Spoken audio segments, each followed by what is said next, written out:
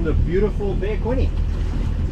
It's almost lunchtime. I'm going to buzz over to Weller's Bay, or at least Lake Ontario side of Weller's Bay. Nice clear water, nice sandy bottom, pull into probably 8 or 10 feet of water, just deep enough that I can't touch, but the water will be warm enough to swim quite comfortably. No wind today. As you can see, the bay is just completely flat, super reflective, so it should be a good time. Just waiting for our buddy boat to get out of the river and ready to go, and we'll get going.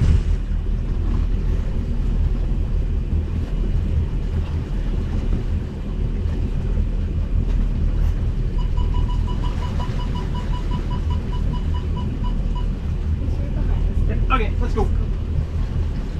Put that guy over there. Okay, here we go.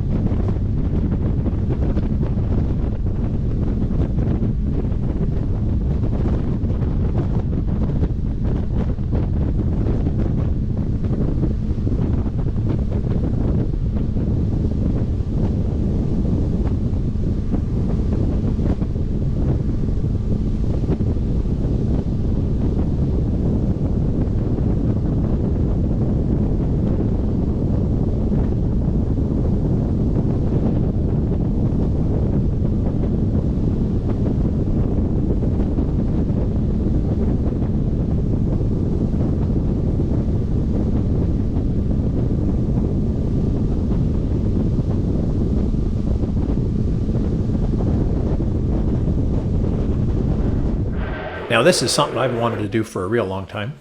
I've got a budget underwater camera, we'll call it. It is 4K. It's a GoPro knockoff. It cost me like 70 bucks on Amazon. So I really wasn't worried if I had lost it too much. So I put a GoPro mount on the back side of our anchor, attach the camera to it at the right angle in its underwater housing, and drop the anchor. Now I've sped the video up 4 times here just because it does take 5 or 6 minutes to get the anchor down and set. But it's kind of neat to see the anchor drop into place, roll over, and dig in.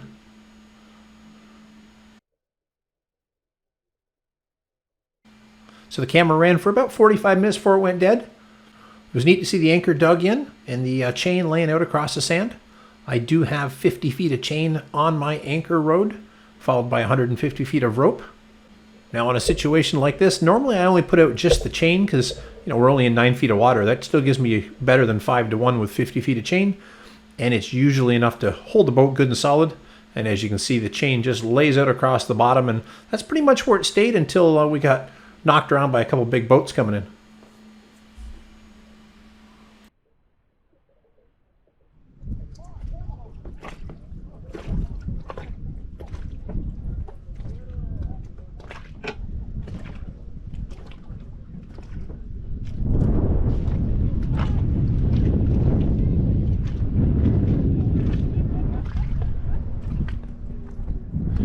Welcome to Weller's Beach, or Lake Ontario. Get this camera turned around a little more. Just come in through the Murray, been here about an hour, jumped in the little dinghy with the Greenworks 40-volt trolling motor in the back of it. Zipped over, saw friends of ours on an overboat over there. We got a video review of the dinghy and the motor. I don't know if they still make the motor anymore. Canadian Tire carried it for a while. I bought it when they discontinued it. Batteries still available, so you'd have to look on Greenworks. If it's there, I'll throw a link in the description. If not, well, they're super. It's batteries all contained in the motor.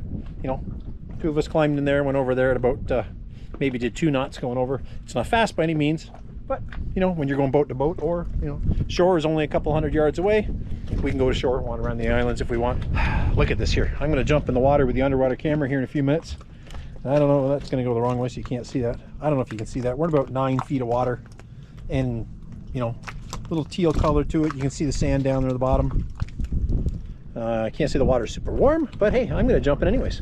So stay tuned.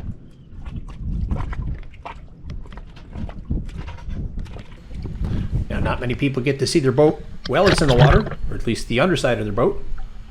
As you can see, the 2 big Volvo drives hanging off the back. I think it's time to paint them. The gray paint's coming off them.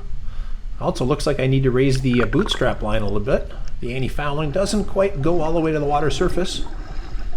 You will notice that there's a big spot missing on the bottom of the boat. That's because it's too hard to get in the spring and fall when it's sitting on the trailer. And underneath like that, it really doesn't matter because the sun doesn't get to it. It doesn't get any growth anyways. So I've slowed this down 25% because I didn't get a very long video of it, but I did dive down and got some quick video of the anchor. You can see that camera mounted to it right there, and you can see it dug in nice to the sand, and the chain laying up behind it.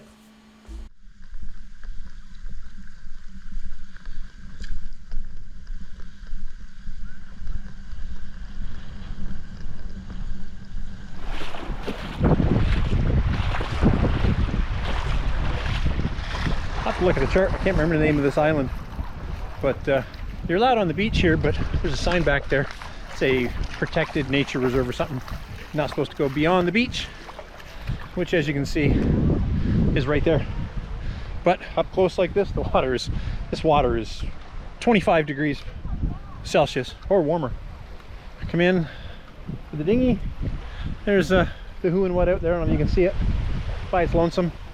These boats right here that are just behind me, one of them, he's actually across from us at the marina. It's a 31-foot Sea Ray. I'm amazed he came in this shallow. You know, a little too brave for me. But we're going to jump back in the little 8-foot dinghy here and zip back out.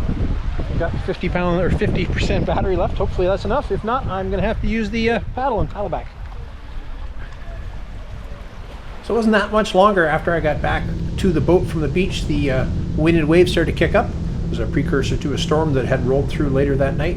Sitting there in the anchor was starting to get a little uncomfortable, so we hauled the anchor up and headed for home. As you can see, the ride across the Lake Ontario back to Presqu'île Bay and to the Murray to get back to Trentport Marina was a little rough here at the beginning, but it smoothed out once we got going. If you enjoyed this, I'm going to leave a link to our summer 2023 epic boat cruise in the Thousand Islands. That video will appear in a playlist at the end of this one.